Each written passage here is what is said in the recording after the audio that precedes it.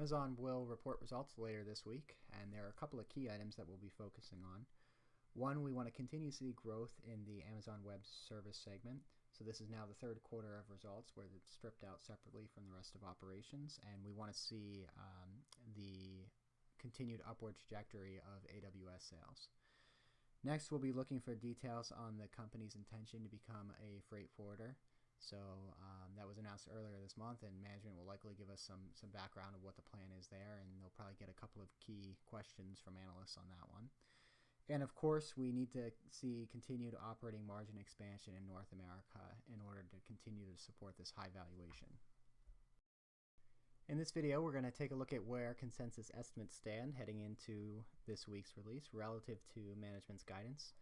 For the guidance, we're going to look to the third quarter results, last quarter's earnings results. So you can see here they only provide 3 items of guidance, so it's never really a whole lot.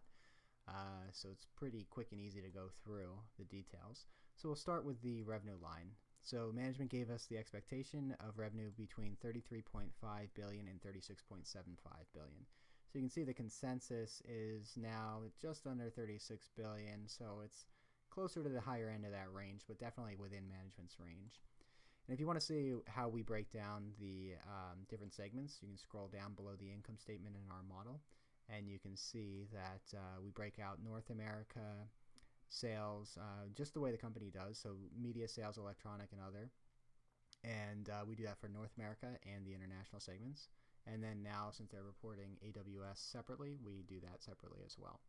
If you'd like to download this model and plug in some of your own assumptions for revenue growth rates or operating margins, please visit our website, gutenbergresearch.com, and click on the Free Models Download tab.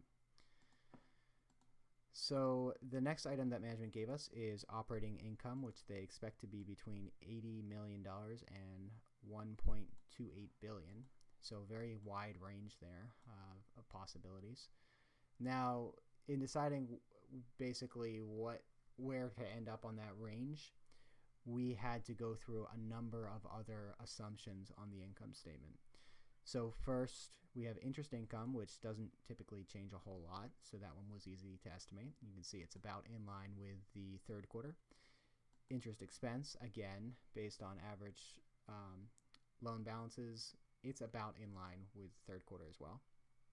And then other expenses, we have it set about average. There's a lot of variability with this account from one quarter to the next, so it's very difficult to predict. But over time, the average comes out close to about and maybe $20 million or so. So we have it set to 18 for this quarter. And then for taxes, there's also a lot of variability there as well. Tends to fluctuate quite a bit because there's some tax credits with all the operating losses that they've racked up over the last couple of quarters. So right now we have it set to, if you scroll down below the non-GAAP items, you can see we have it set to about 31% for this quarter.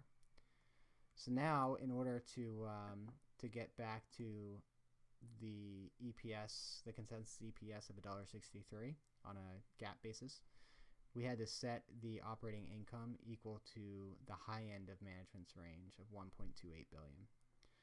So if you want to see what the impact on share valuation and earnings would be if you change that, you can easily change any of these OPEX items. So we have them all set in our ratio section as a percentage of total revenue, so you can just tweak any of those. And if you came back down to the midpoint of management's guidance, obviously the GAAP diluted EPS is going to come down quite a bit.